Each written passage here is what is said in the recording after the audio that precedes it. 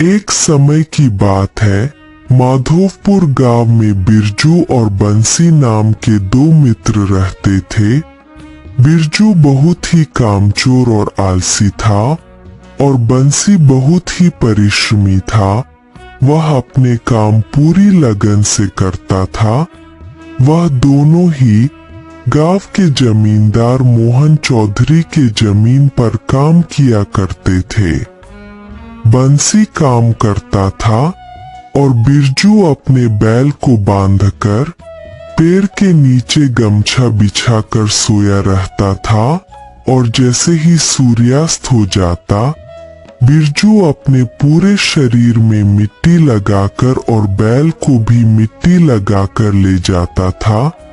वह जमींदार बाबू को दिखाता था कि उसने बहुत काम किया है और बंसी खेतों का काम खत्म होने के बाद अपने बैलों को अच्छे से नहलाकर खुद भी स्नान करके साफ सुथरा होकर घर वापस जाता था। जमींदार बाबू बिरजू के इस झूठ को पकड़ नहीं पाते थे। सोचते थे कि बिरजू बहुत ही परिश्रमी है और बंसी बहुत ही कामचोर है। इसलिए जमींदार बाबू ने रसोई से कहा, देखो, बिरजू बहुत ही परिश्रम करता है। उसकी अच्छी देखभाल करना और ध्यान रखना उसके खाने में कोई भी कमी न होने पाए। रसोइया बिरजू को भरपेट खाना देता था और बंसी का पेट ही नहीं भरता था। बंसी ने मन ही मन सोचा, ये कैसा न्याय है, जो काम करता है उसे ही भूखा रहना पड़ता है और जो कामचोर है वो भर पेट खाता है। बिरजू समझ गया कि बंसी के मन में संदेह हो रहा है। वह डर गया कि अगर बंसी ने असली सच बता दिया तो, इसलिए उसी रात को बिरजू ने बंसी को कहा, सुनो बंसी, खेत की कोई भी बात जमींदार बाबू से मत कहना। अगर कहा तो अच्छा नहीं होगा, कह देता हूँ। अच्छा ठीक है, मैं कुछ भी नहीं कहूँगा, पर याद रखना, सच को कभी छुपाया नहीं जा सकता, समझे ना। अरे जा, अपना काम कर जाके। यह कहकर बंसी सो जाता है। पूरे दिन की थकान के कारण बंसी गहरी नींद में सो जाता है और बिरजू पूरे दिन सोने के कारण पूरी रात सो नहीं पाता है।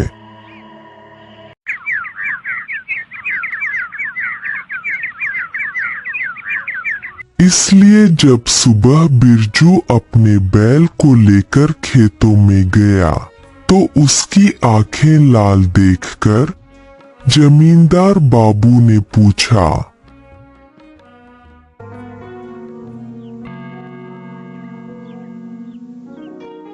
क्या बात है बिरजू, रात को नींद नहीं आई क्या? क्या बोलूं हुजूर, बहुत मच्छर है। उन्होंने मुझे रात भर काटा और सोने ही नहीं दिया।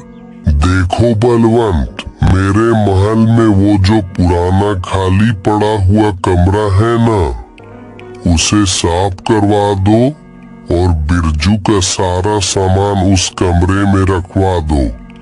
आज के बाद बिरजू मेरे महल में ही रहेगा। याद रहे, उसे किसी चीज की कमी ना होने पाए। ठीक है ना बिरजू? मुझे क्या तकलीफ होगी, आपकी जैसी इच्छा हुजूर। उस दिन के बाद बिरजू की खातिरदारी और बढ़ गई। अब वह जमींदार बाबू के घर में रहने लगा। बिरजू बहुत खुश हुआ और उसका जीवन ऐसे ही चलने लगा। खेतों में जाकर बिरजू बैल को रस्सी से बांधकर वह सोया रहता था और बंसी दिन भर ईमानदारी से अपना काम करता बिना फल की चिंता किए। एक दिन हुआ ये कि खाते वक्त रसोइया ने देखा कि बिरजू खाना बर्बाद कर रहा है और बंसी का पेट ही नहीं भर रहा है। रसोइया ने बिरजू से कहा, बिरजू, मैं कुछ दिनों से देख रहा हूँ तुम खाना बर्बाद करते हो, फिर जितना चाहिए उतना ही लो ना। बिरजू ने कुछ नहीं कहा। उधर रसोइया गोपाल को देखकर यह सोचने लगा, बिरजू खाना बर्बाद कर रहा है और बंसी का पेट ही नहीं भर रहा है, कहीं कुछ तो गड़बड़ जरूर है। रसोइया जमींदार बाबू की पत्नी के पास गया। प्रणाम प्रणाम मालकिन। मालकिन, मैं कह रहा था कहीं कुछ तो गड़बड़ हो रही है मालकिन। जमींदार की पत्नी को बिरजू और बंसी के खाने के बारे में साफ साफ बताया। उस दिन रात को जमींदार की पत्नी ने जमींदार से कहा, अच्छा सुनिए तो सही, बिरजू और बंसी खेतों में क्या काम करते हैं वो आपको एक बार देखना तो चाहिए। क्या काम करते हैं, कैसा काम करते हैं? जमींदार बाबू ने कारण जानना चाहा। तब जमींदार की पत्नी ने संदेह का कारण बताया। सुनकर जमींदार बाबू ने सोचा, बात तो सही है। बात तो सही है। एक बार मुझे अपनी आंखों से खेत जाकर देखना चाहिए। यह सोचकर दूसरे दिन वो किसी को बिना कुछ कहे चुपचाप खेतों में चले गए। दूर से खड़े होकर उन्होंने देखा कि बंसी बहुत ही मन से काम कर रहा है, जैसे वो अपने लिए कर रहा हो। अब वो बिरजू को ढूंढने गए। पूरे खेत में उन्हें बिरजू कहीं नहीं नजर आया। अरे अरे, ये बिरजू कहाँ चला गया?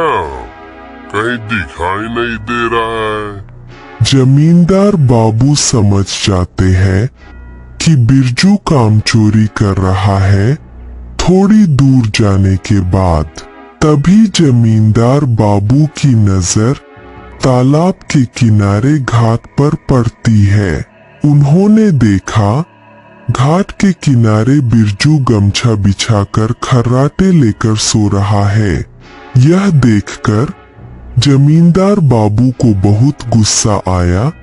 किसी को बिना कुछ कहे वे अपने घर लौट आए। मुझे बंसी के लिए बहुत बुरा लग रहा है। नहीं नहीं नहीं नहीं, मैंने उसके साथ बहुत अन्याय किया है। एक आदमी बिना कुछ कहे परिश्रम करता जा रहा है और दूसरा बिना काम किए सारा सुख भोग रहा है। ये नहीं हो सकता, ये नहीं हो सकता। मैं बंसी को पहचान नहीं पाया।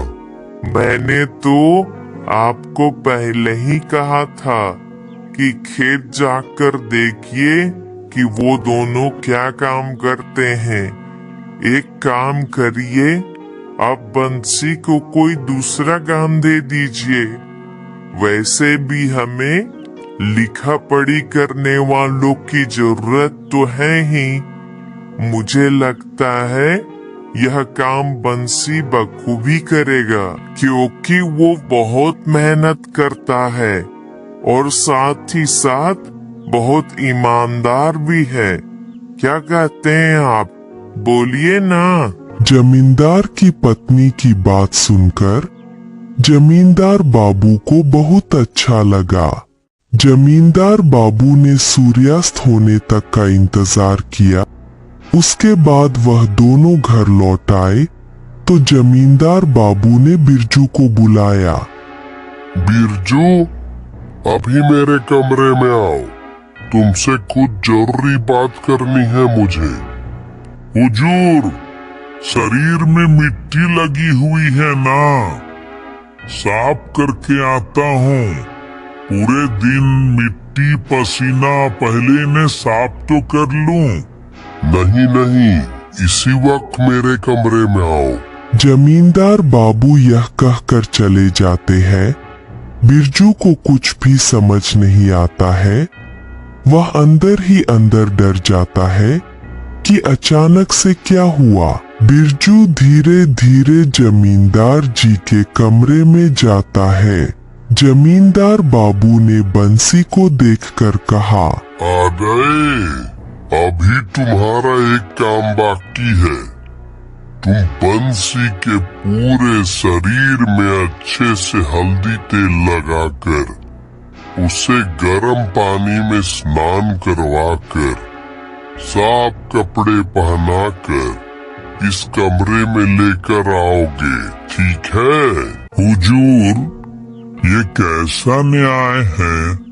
मैं पूरे दिन इतनी मेहनत करने के बाद भी उस आलसी बंसी के शरीर में तेल और हल्दी लगाऊंगा? इतने दिनों से तुमने मुझे बेवकूफ बनाया। आज मैंने अपनी आंखों से देखा है तुम्हारे परिश्रम का नमूना। तुम आलसी हो, तुम कामचोर हो, तुम झूठे हो। तुम इसी समय इस घर से निकल जाओ, मैं तुम्हें काम पर नहीं रखूंगा। यह बात सुनकर बंसी ने जमींदार बाबू का पैर पकड़कर कहा, हुजूर हुजूर, हम दोनों आपके पास काम के लिए ही आए थे ना। आप दया करके बिरजू को एक और मौका दीजिए ना, एक और मौका दीजिए। हुजूर, मुझे विश्वास है कि बिरजू समझ गया है। क्यों रे? इसके बाद जमींदार बाबू ने बंसी की बात मान ली और बिरजू से कहा, बस एक बार मैं तुम्हें मौका देता हूँ। अपने आप को सुधार लो। तुम्हें साबित करना पड़ेगा तुम आलसी नहीं हो, तुम मेहनती हो। इसके बाद बंसी जमींदार बाबू का हिसाब किताब का काम देखने लगा और बिरजू ने अपने आप को बदलकर बहुत परिश्रमी हो गया। बिरजू समझ गया काम चोरी करने से जीवन में कोई काम नहीं होता।